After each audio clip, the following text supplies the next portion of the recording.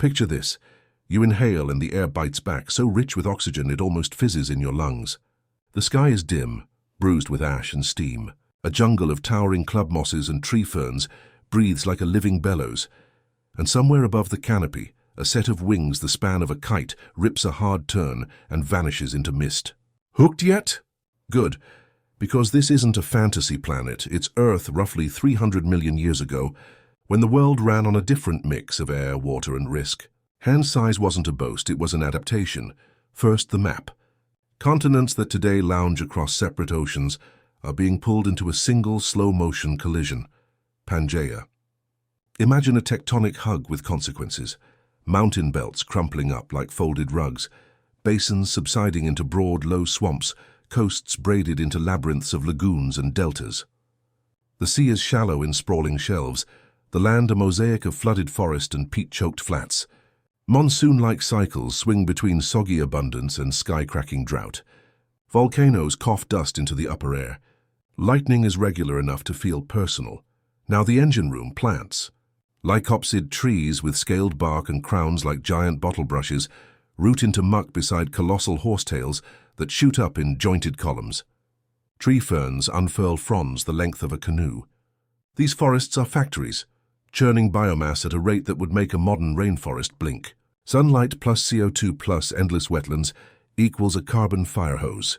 Dead plant matter falls into anoxic pools, fails to fully rot, and stacks into peat that time will compress into coal seams, vast black ledgers recording ages of growth and burial. Every square meter feels busy, even when nothing moves. And above it all hangs the twist, the air.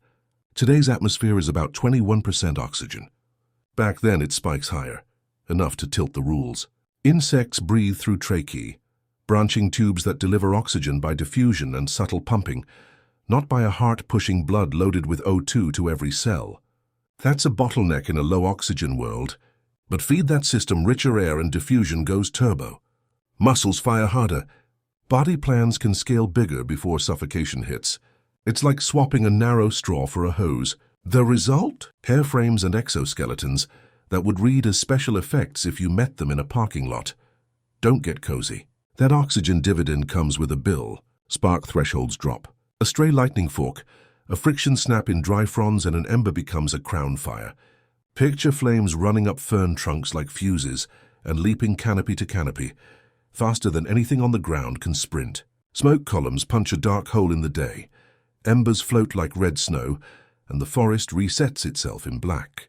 Creatures that live here evolve with that rhythm in mind. Burrow deep, fly far, seal tight, or perish. Survivors ride the post-burn pulse when sunlight hits the char, and new shoots explode out of the soot. The soundscape says everything. Not birdsong, no flowering plants, no modern birds, but the dense mechanical life noise of arthropods and amphibians. Wing hums that rise and fall like distant engines. Clicks and scrapes of chitin on bark. Water slapped by something heavy slipping off a bank. The forest floor is a film of wet litter, sutured together by fungal threads, riddled with cavities, driftwood, and root buttresses. Every crevice can hide a hunter. Every step can put you on thin crust over soupy peat. Even the mud has a strategy. Scale messes with instincts. You expect insects to be small and ignorable. The Carboniferous early Permian ecosystem erases that comfort. You're not above them, you're in their lanes. Look up and the sky isn't empty. It's partitioned by patrol routes, filled with quick arcs and hovering pauses, as aerial predators triangulate targets with compound eyes that turn motion into a map. Look down and the detritus isn't just mulch. It's a highway system for plated bodies and needle legs. 1,000 appetites moving in parallel, each with a specialized toolkit. Plant architecture rewrites tactics. Those lycopsid trunks don't branch like oaks. They spear upward, stacking photosynthetic surfaces high into low light. Wind patterns shear around these columns, forming choppy currents and lee eddies that flyers can surf or stall in. The undercanopy is a ribcage of stems and fallen fronds, where a body that can flex flat or hinge sideways has an edge. Waterlogged logs become fortresses, their interiors laced with galleries chewed by small jaws and defended by larger ones. Every fallen tree is both pantry and city wall. Chemistry is part of the terrain. Resin bleeds and sets like amber foreshadow, trapping the unwary. Spores drift in brown storms, dusting everything, feeding microherds of mites and springtails. Leaf tissues hold silica spicules. Chew the wrong plant and you sandpaper your own mouthparts. Fungi lace the soil with networks that pass resources and respond to disturbance. Peel a decaying frond and the underside is a market. Grazers, scavengers, hunters, all feeding on the long tail of photosynthesis. And then there's heat. Mussels that can burn oxygen at a premium rate also throw off waste. Big flyers can't just be strong. They have to shed heat through thin, vascularized wings, through fast air exchange in tracheae, through behavior, short deadly bursts, perching in shade, angling to the wind. On days when the swamp air feels like a wet blanket, even apex hunters pick their moments. Energy is cheap. Overheating is expensive. If you're keeping a survival ledger, you start to see the columns. Advantage, oxygen. Advantage, biomass. Advantage, surface water everywhere. Liability, fire on a hair trigger. Liability, footing that lies. Liability, visibility cut to strips by trunks and steam. This isn't a stable paradise. It's a boom-bust engine that rewards speed, redundancy, and the willingness to switch jobs when the weather flips. Creatures here don't just fit niches. They invent them, abandon them, and return after the next flood. The amphibians, those thick-bodied pioneers with paddle tails and crocodile heads, enter from the edges, but they're not the headline yet. They lurk in oxbow ponds and black channels, half water, half land, trying to cash checks written by gills and lungs in the same body. They will matter more later. For now the crown belongs to animals that wear their skeletons on the outside and breathe the world directly. The rulers don't roar. They vibrate. So store this baseline. The world is swamp mosaic, plant-fueled, oxygen-tilted, fire-prone, and geometrically weird. Dominance is a function of thrust to weight, sensor range, and maneuvering options in a forest made of pillars and fans. If you are built to see motion, clamp fast, and spend energy like it's on sale, you climb the ladder quick. If you can't move air around a big body without cooking your core, you stick to shade and ambush. If you can do both, you own the day. One more breath of that overclocked air. Feel the buzz ride your diaphragm. The canopy parts for a heartbeat. Shadow flicks across your face and a shape resolves. 4 long wings, a fuselage of muscle and hunger, legs bristling and ready to lock around anything that dares to zig. The sky has an apex and it's already lining up a shot. Hold fast. The enforcer of this atmosphere is about to arrive.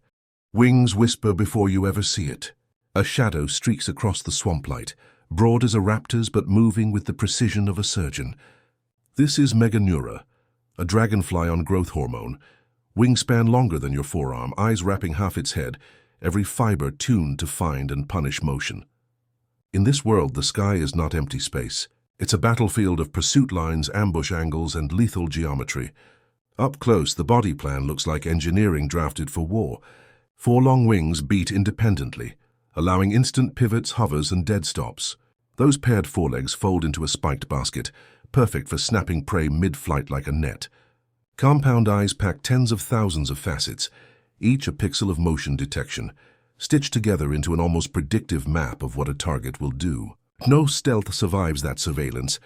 A beetle lifts off, and before it has time to rise above the fronds, a shadow drops, legs clamp, and the world goes silent, except for the crunch. This isn't random flying. These predators carve patrol routes through the swamp air, like fighter jets tracing sky lanes. They hover at crossroads of fern canyons, poised above clearings where smaller flyers risk exposure. When rivals appear, the air fills with staccato dogfights, banking turns, stalls into dives, feints where one giant climbs and then drops like a thrown spear. The wings hum at a pitch that rattles the ribs.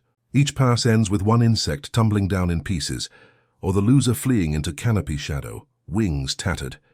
What powers this? Oxygen. Muscles burn fuel at rates modern dragonflies can't touch. Every stroke is overclocked, every dive faster, every grapple more explosive. But speed has a ceiling, overheating. After bursts of slaughter, Meganura must perch. Wings held wide to vent heat into humid air, thorax quivering like an engine cooling. Energy is cheap in this atmosphere, but waste management is survival. Prey doesn't just mean food, it means competition removed. Smaller aerial hunters are shredded before they mature, their niches erased by giants that monopolize the sky. Down below, the forest floor bristles with danger. but the air is its own killing field. Imagine living in a world where lifting your body into flight means entering a gauntlet policed by meter-wide assassins. Now add fire. This forest doesn't burn occasionally. It burns habitually. Columns of smoke rise, winds shear, and the sky fills with embers. To a grounded creature, that's disaster. To a flyer like Meganura, it's both shield and trap. They can leap over fire lines, hunt panicked prey flushed skyward, vanish into haze where their silhouettes blur.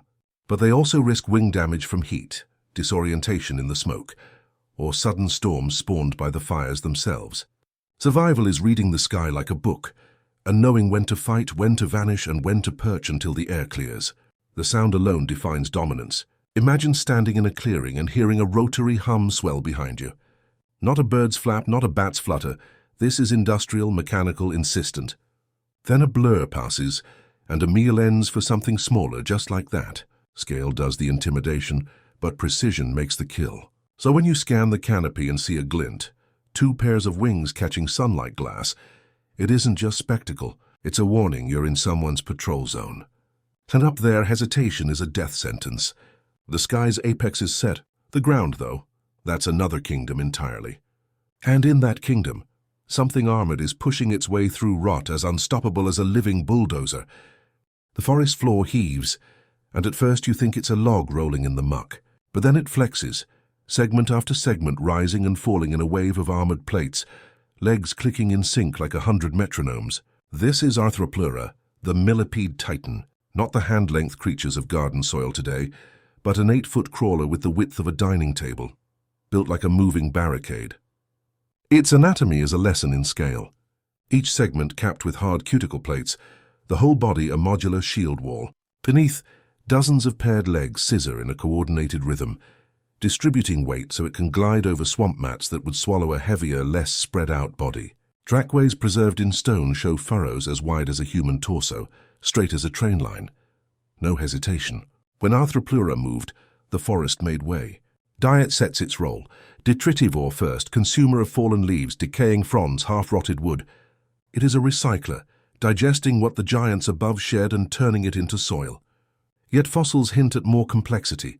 Jaw parts capable of nibbling protein, maybe scavenging soft bodies when the opportunity was there. A creature that large doesn't waste a free meal.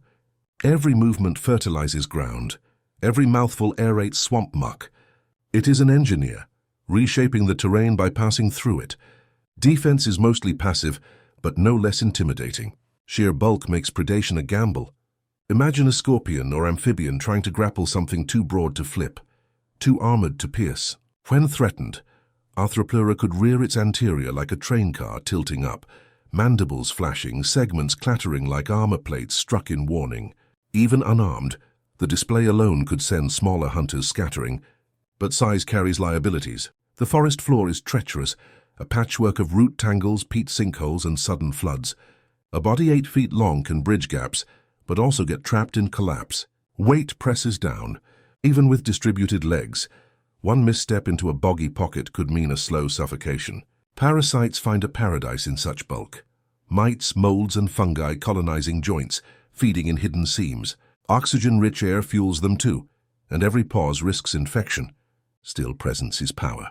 To watch Arthropleura glide through a fern canyon is to see the environment give way. Fronds bend, litter parts, amphibians slip aside into water. The crawler does not hurry. It does not need to. Its armor and its enormity clear paths the way fire clears forests, and yet the ground is never uncontested. Beneath the same rotting mats where Arthropleura feeds, other shapes wait. Shapes not built for endurance, but for ambush. Legs longer than your fingers flex inside burrows. Pincers test the air. Venom glands twitch loaded. The bulldozer may own the open floor, but in the shadows of root and stone, predators are coiled and ready. Because here ground bites back. Step off the swamp mat and into the leaf litter, and you enter contested ground. The canopy might belong to dragonflies, the open floor to Arthropleura, but here, between roots, under logs, inside burrows, predators rule with silence and sudden strikes. The first warning is subtle, a vibration through the soil, not from your own steps. Then comes movement, low and deliberate, armor glinting where the light cuts through. This is Pulmonoscorpius, the scorpion scaled to nightmare size. Over 1/2 meter long, pincers thick as crowbars, tail curved like a drawn bow. It waits near burrow mouths, half submerged in mud, patient until shadows cross its strike zone. Prey approaches, small amphibian, maybe a juvenile insect giant, and then the launch. Pincers snap with a torque that can crush bone, drag the victim close. The stinger, glistening and poised, doesn't fire unless needed. Venom is currency here, costly to manufacture, so the scorpion spends it sparingly. But one decisive stab and the prey spasms, slackens, consumed in quiet efficiency. Not far away, another lineage lurks, the ancestors of giant centipedes.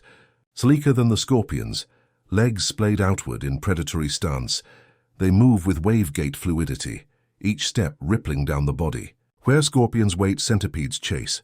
Their weapons are for speed, forcipules, venomous fangs derived from legs, stab and inject with terrifying accuracy. They corner prey in root crevices, sprint across moss mats, coil and constrict with whip-fast turns. In tunnels or tight canopy gaps, their agility makes them the equal of anything with wings. Burrow warfare defines this layer. Cavities dug into peat or clay, reinforced with silk or mucus, serve as both shelter and trap. Some predators seal themselves inside with hinged doors of soil and fronds, springing open when vibrations tell them prey is near. Others widen natural hollows into chambers, forcing intruders into choke points where pincers and fangs have the advantage. The forest floor is not flat. It's a three-dimensional grid of tunnels, roots, and pits. To survive here is to read that grid faster than your enemies. But the greatest danger isn't always size, it's hunger. Cannibalism is part of the rulebook. Scarred exoskeletons and fossil evidence suggest scorpions turning on scorpions, centipedes grappling with smaller kin when food runs thin. Scarcity erases bloodlines. If it moves and can be subdued, it risks being consumed. The forest shifts at night. Light fades, the air cools, and the advantage flips. In darkness, vibration and touch replace sight. Antennae sweep like living radar, mapping the unseen. Every step sends information, size, speed, trajectory of whatever shares the ground. The strike window narrows to milliseconds, where success depends on firing first and not missing. Here death doesn't roar or swoop. It waits underfoot, silent until it explodes upward. Every log could house pincers, every hollow root a nest of legs. The dragonfly's sky looks open. The millipede's path looks clear. But for anything small enough to cross this hunting ground, the forest floor is a minefield where predators hold every angle. And above them, in the smoky columns and fractured sunlight, a new aerial monarch stretches wings wider than a hawk and claims the sky with speed evolution has just unlocked. The hum that rules the canopy grows deeper, heavier. What first appeared as Meganura was only the opening act. Now from above the fern towers, another giant tilts its wings and drops. A hunter with a 3-foot span, the largest insect flyer the planet will ever host. This is Meganuropsis, and its arrival doesn't just dominate the airspace, it rewrites the terms of flight itself. The design is perfection through scale. 4 wings, each veined like stained glass windows, operate independently. This isn't a stiff glide like a bat, nor the frantic buzz of a fly. Each wing can change phase on command. Hover like a hummingbird, glide like a kite, or burst forward like a jet. The thorax is all engine, packed with muscle fibers supercharged by oxygen-rich air, giving it acceleration that leaves prey no margin to dodge. Vision makes the machine lethal.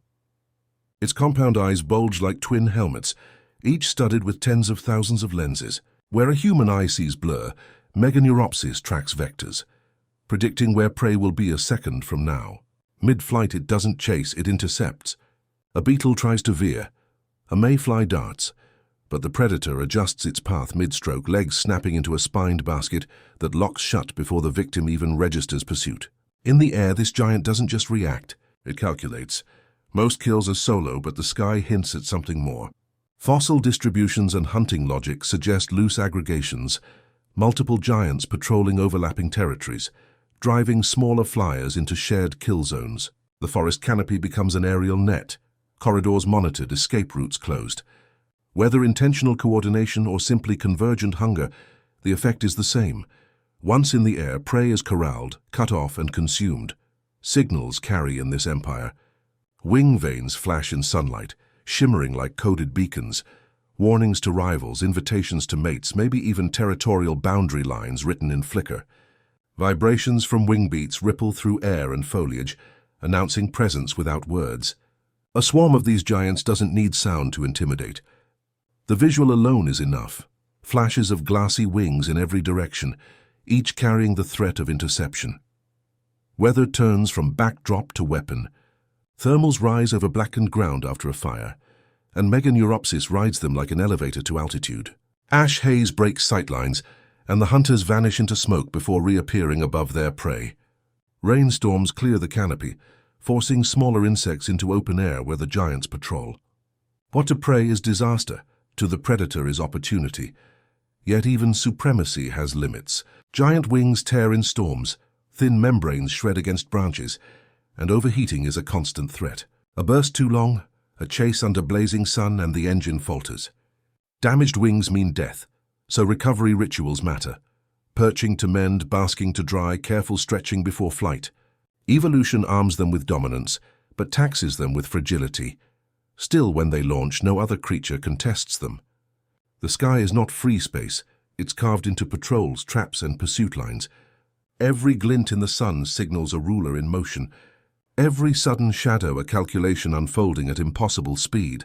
And yet, for all the dominance of wings, the most destructive force doesn't come from flesh and chitin. It comes from the air itself, when oxygen-rich skies conspire with fuel-heavy forests to ignite the ground in cataclysm. Fire is about to redraw the entire battlefield. In this world, fire isn't rare, it's routine. With oxygen levels soaring far above modern thresholds, flame doesn't need much persuasion. A lightning strike, a friction spark, even a smoldering patch of peat can blossom into an inferno. What would be a local burn today becomes a continent-scale catastrophe then. The forests of clubmoss and fern are tall fuel towers. Once ignited, they turn into fuses that race skyward, canopy to canopy, faster than any creature on the ground can flee.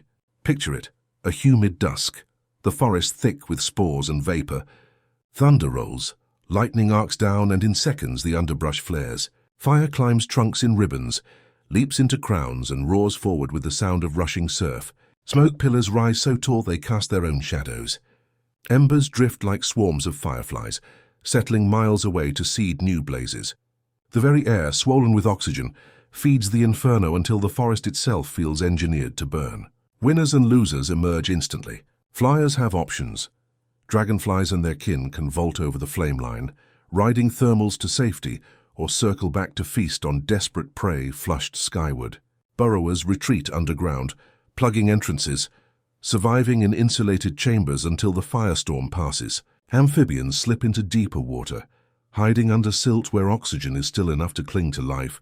But for surface dwellers caught in the open, giant millipedes, lumbering amphibians, scorpions too slow to retreat, the flames are final.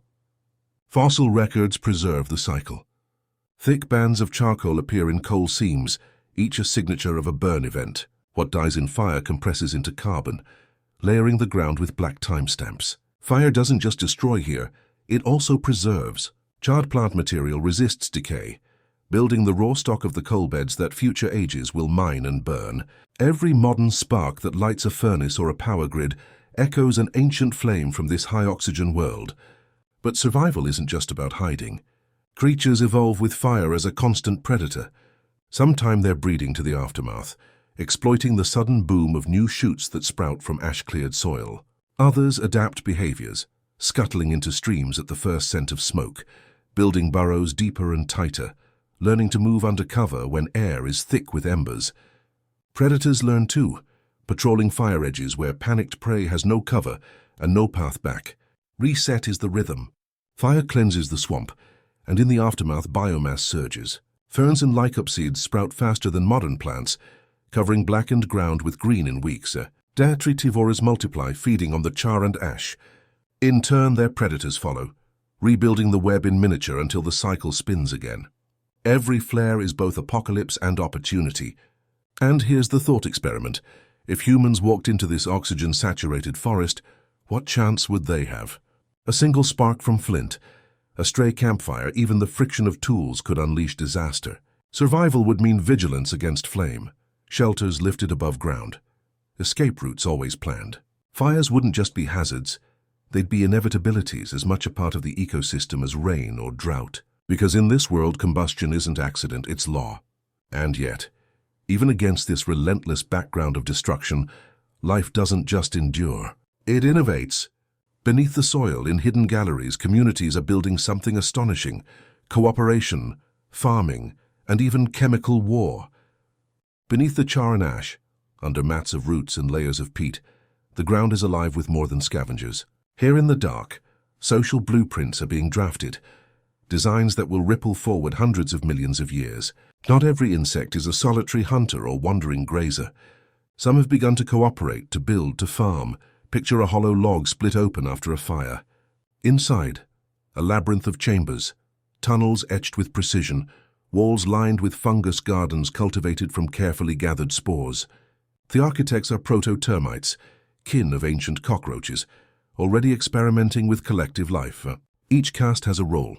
Workers haul plant scraps into chambers, where fungi digest what their gut alone cannot. Soldiers, larger-headed and heavy-jawed, line entrances waiting to meet invaders with force. The colony itself functions as one organism, every individual a cell in a larger body. The tactics go beyond construction. Colonies raid one another, stealing spores, hijacking food stores, even enslaving rivals' workers. Warfare is chemical as much as physical. Pheromones lay trails invisible to the eye but blindingly clear to antennae. Highways, false leads, decoys. One misplaced trail and a rival army marches straight into a dead end, ambushed by defenders waiting in silence. Chemical weapons evolve in parallel. Some roach-like ancestors secrete bitter defensive fluids, spraying irritants that can corrode soft tissues or repel even a determined scorpion. Others wield hot sprays, vaporous bursts that fog the air with toxins. Every encounter becomes a duel of chemistry, signals layered on poisons, deterrents against attractants. The battlefield here is not just terrain but atmosphere itself, and it isn't all silent. Colonies broadcast through vibration and sound. Soldiers drum their abdomens against hollow roots, creating low thuds that ripple through the soil, a warning to intruders, a rally to defenders. Winged forms rub their veins in stridulation, producing sharp, rasping calls that stake territory or signal alarms. The swamp floor is an acoustic map, filled with messages humans would never hear but every arthropod would read instantly.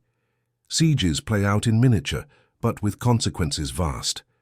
Imagine a tunnel breach. Defenders massed at a choke point, jaws clacking, chemical sprays primed. From outside, a prowling eurypterid cousin, or perhaps a giant centipede, pushes to invade.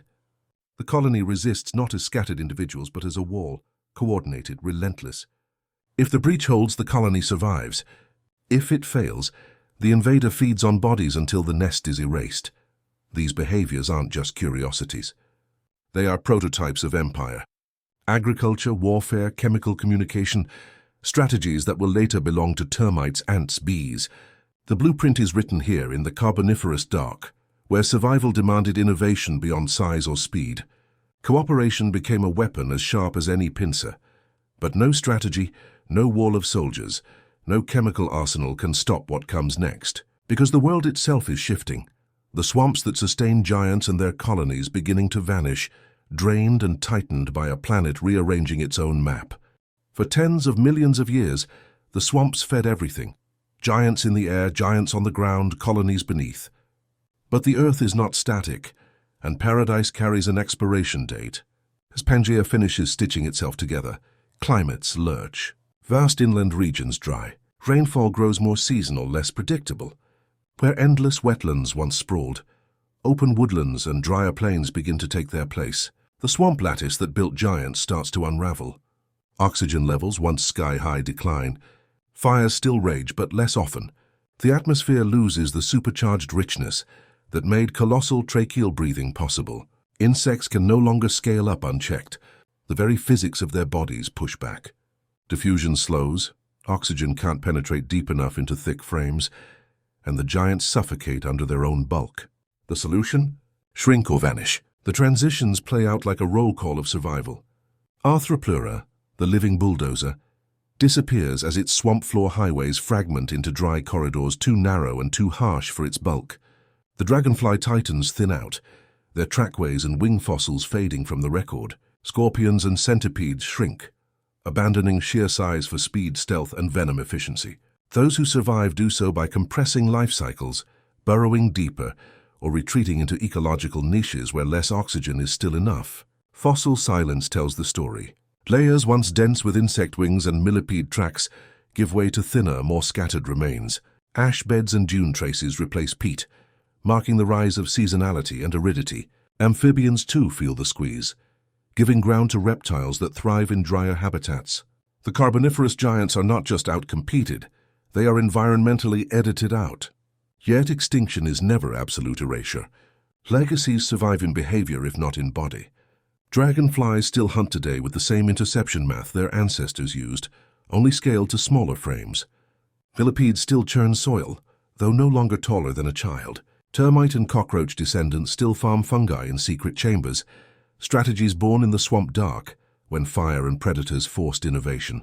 The giants are gone, but their code persists, miniaturized, adapted, carried forward.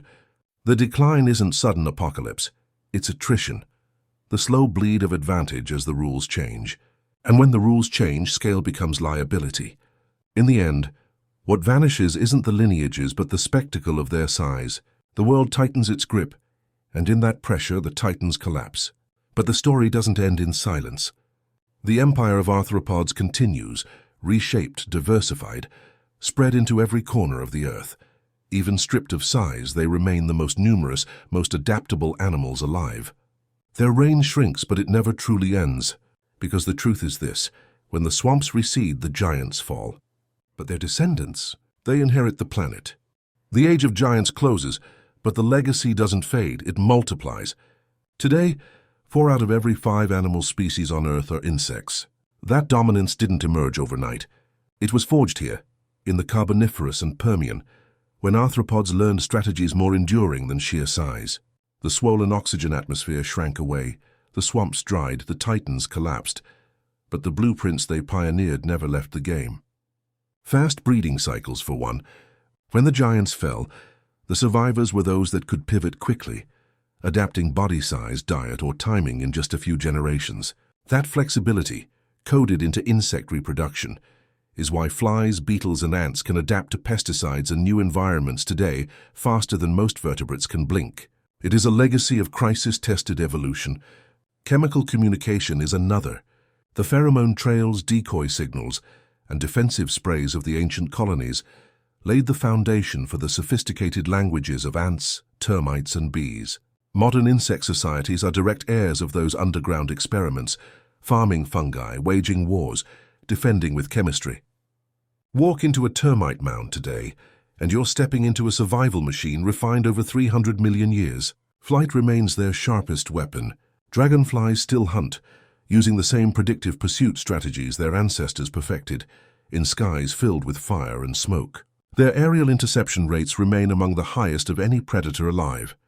Every swoop at a pond's edge is an echo of Meganura, banking through fern canyons, scaled down but no less precise. And then there's armor, the hard exoskeleton that shielded scorpions and millipedes against predators and fire alike. Modern beetles refine it further, turning plating into art, weapon, and survival kit. From jewel beetles that deflect heat with reflective shells to bombardier beetles that weaponize chemicals in explosive bursts, the principle is the same. Chitin as both shield and canvas. If humans were dropped into that Carboniferous theater, survival would be desperate but not impossible. You'd need to live light and mobile, avoid fire zones, and climb high when flames roared. Silence would be currency. Speed, your lifeline. Weapons might not save you, but awareness, planning, and the ability to read both ground and sky could give you a slim chance. Insects taught those lessons by force to every creature that shared their world. And here's the twist. We are still living in their empire. The coal seams we burn are compressed echoes of the forests that fed their reign. The dragonflies we swat at are miniaturized heirs of aerial warlords. The termites that gnaw at our homes are farmers, descended from swamp architects. Even our own survival strategies, fire management, cooperation, adaptation, mirror the same pressures that forged theirs. The Carboniferous titans are gone, but their strategies? They are immortal. Look closely at any backyard, any forest floor, any corner of the air, and you'll see the fingerprints of the arthropod age everywhere. The reign of size may have ended, but the reign of insects never did. And as the camera pulls back from the wings of a modern dragonfly glinting in the sun, it's clear. The giants didn't vanish. They just learned that survival is measured not in meters of wingspan, but in the ability to endure, diversify, and outlast. The empire of the arthropods never fell. It only changed scale.